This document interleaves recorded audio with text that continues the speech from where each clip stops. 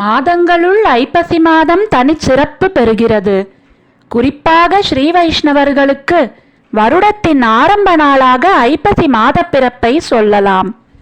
திவ்ய பிரபந்தத்தை தொடங்கி வைத்த முதலாழ்வார்கள் அவதரித்தது ஐப்பசி மாதமாகும்.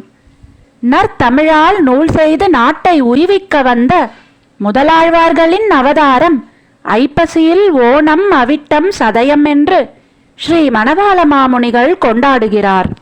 நம்முடைய குரு பரம்பரா பிரபாவத்தை உபதேசமாக தொகுத்து ஓர் ரத்தின மாலையை போன்று நமக்கு தந்தருளிய மணவாள மாமுனிகள் அவதரித்தது ஐப்பசி திருமூலமாகும். மூலம் என்றாலே ஆதாரம் என்று பொருள். எம்பெருமானார் தரிசனம் என்னும் இந்த விசிஷ்டாத்வைத்த சித்தாந்தத்துக்கும் ஸ்ரீ வைஷ்ணவ சம்பிரதாயத்திற்கும் ஆதாரமாக இருப்பவர் ஸ்ரீ மணவாள மாமுனிகள். அவருடைய திருவவதார நன்னாளான ஐப்பசி திருமூலம்தான் அனைத்திற்கும் ஆதாரமாக திகழ்கிறது.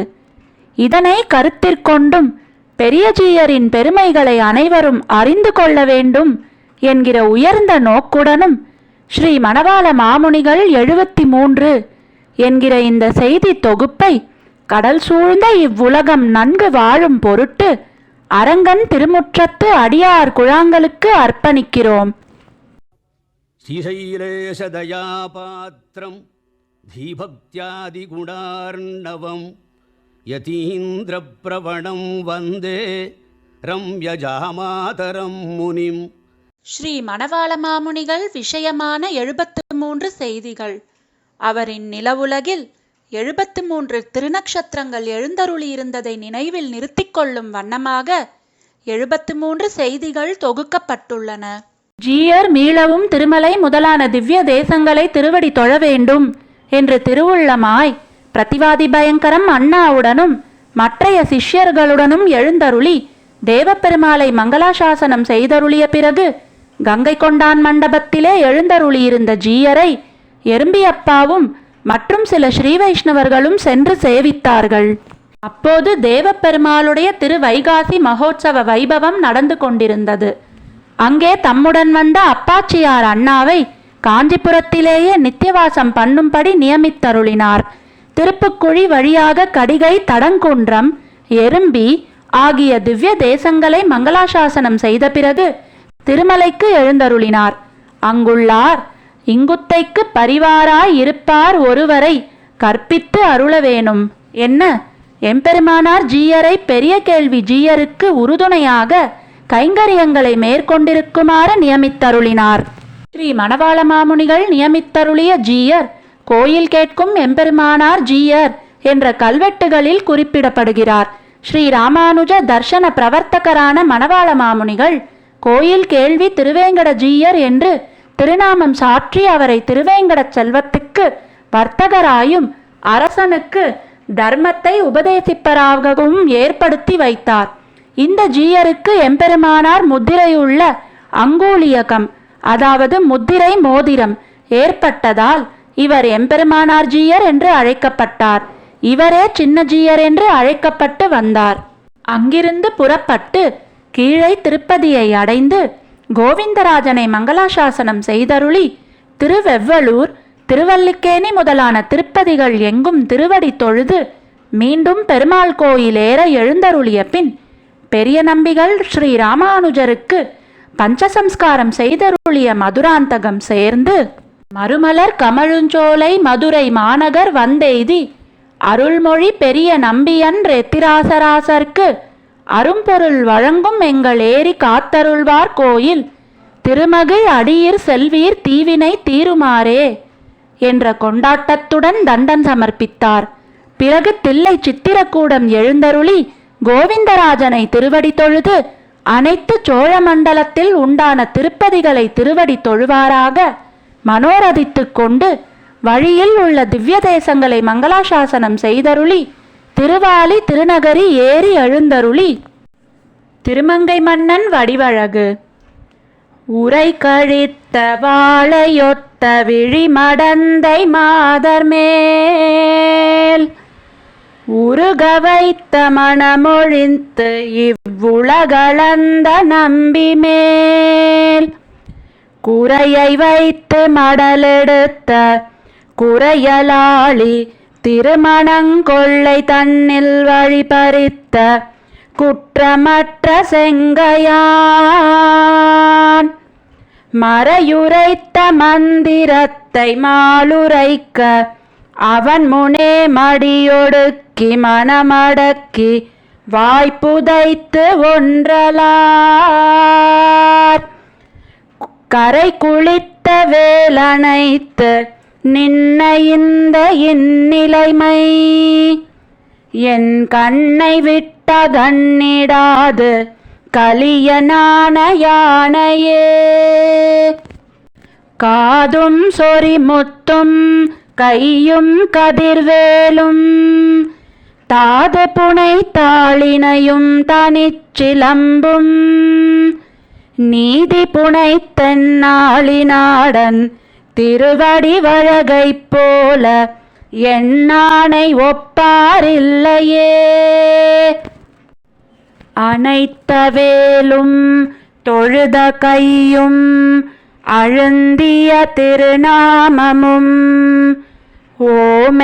ஓமென்னவாயும் உயர்ந்த மூக்கும் குளிர்ந்த முகமும் பரந்த விழியும் பதிந்த நெத்தியும் நெறித்த புருவமும் சுருண்ட குழலும் வடிந்த காதும் அசைந்த காது காப்பும் தாழ்ந்த செவியும் சரிந்த கழுத்தும் அகன்ன மார்பும் திரண்ட தோளும் நெளித்த முதுகும் குவித்த இடையும் அல்லிக்கயிறும் அழுந்திய சீராவும் தூக்கிய கருங்கோவையும் தொங்கலும் தனிமாலையும் தளிருமெளிருமாய் நிற்கிற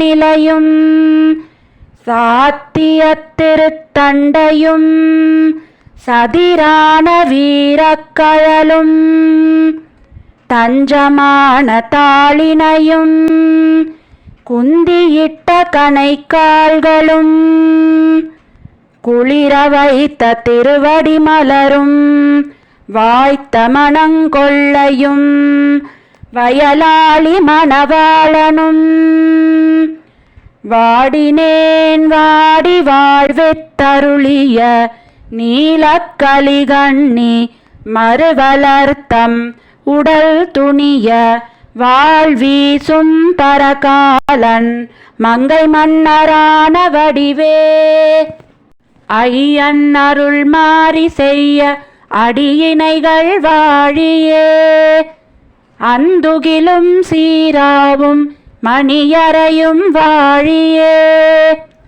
மயிலகு வேலனைத்த வன்மை மிக வாழியே மாறாமல் அஞ்சலிசை மலர்க்கரங்கள் வாழியே செய்ய கலனுடன் அலங்கல் சேர்மார்பும் வாழியே தின்புயமும் பணிலமன்ன திருக்கழுத்தும் வாழியே மையல் செய்யும் முகமுறுவல் மலர்கண்கள் வாழியே மண்ணு முடித்தொப்பாரம் வளையமுடன் வாழியே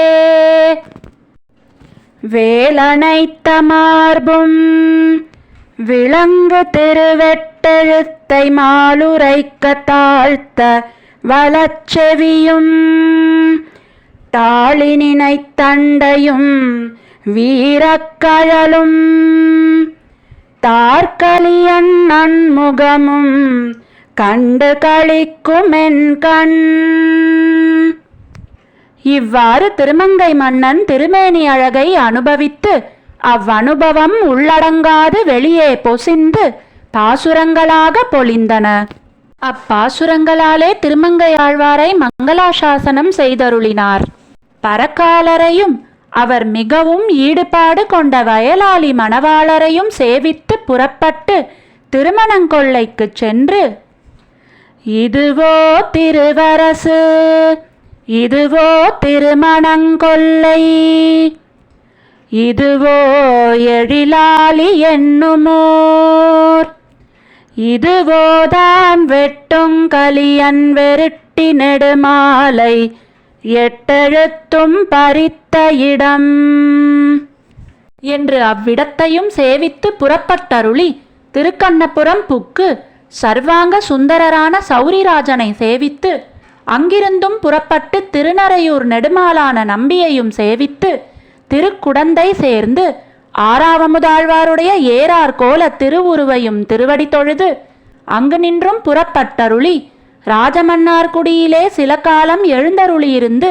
செண்பக மன்னார் ஜீயர் என்ற திருநாமம் கொண்ட ஜீயர் ஒருவரை கோயில் காரியங்களை ஆராயும்படி நியமித்தருளினார். எம்பெருமானார் திருநாராயணபுரத்துக்கு ஆழ்வாருடைய மங்களாசாசனம் இல்லாத குறையை நீக்கிட திருவாய்மொழியின் ஒரு நாயகமாய் பதிகத்தை சமர்ப்பித்தார் போலே மாமுனிகளும் ராஜகோபாலனுக்கு ஆழ்வாருடைய அருளிச்செயல் பதிகம் இல்லாத குறையை திருவுள்ளத்தில் கொண்டு திருவாய்மொழியின் தீர்ப்பாரை யாமினி பதிகத்தை சமர்ப்பித்து அருளினார். மற்றைய திருப்பதிகளையும் மங்களாசாசனம் செய்தருளி திருப்பேர் நகரானை திருவடி தொழுது திருவரங்கத்திற்கு மீண்டும் எழுந்தருளினார். கோயில் கந்தாடை அண்ணனுக்கு பகவத் சம்பந்தாச்சாரியர் என்று திருநாமம் சாற்றி ஆச்சாரிய சிம்மாசனத்திலே அபிஷேகம் செய்தருளினார். பிரதிவாதி பயங்கரம் அண்ணாவிற்கு ஸ்ரீபாஷ்யாச்சாரியர் என்று திருநாமம் பிரசாதித்தருளி ஸ்ரீபாஷ்ய சிம்மாசனத்தில் அபிஷேகம் செய்தருளினார். ஒரு நாள் ராத்திரி கந்தாடை நாயனும் ஜீயர் நாயனாரும் பகவத் விஷயத்திலே ரகசியமான வாக்கியங்களுக்குண்டான கருத்துக்களை ஆராய்ந்து கொண்டிருக்க நாயன் சம்ஸ்கிருதமாக அர்த்தோபன்யாசம் செய்ய கண்டு பகவத் விஷயத்திற்கு சம்ஸ்கிருதத்தில் அரும்பத விளக்கம் பண்ணிடுமாறு நியமித்தருளினார். ஸ்ரீமதே ராமானுஜாய நமஹ. ஆழ்வார் எம்பெருமானார் ஜீயர் திருவடிகளே சரணம்.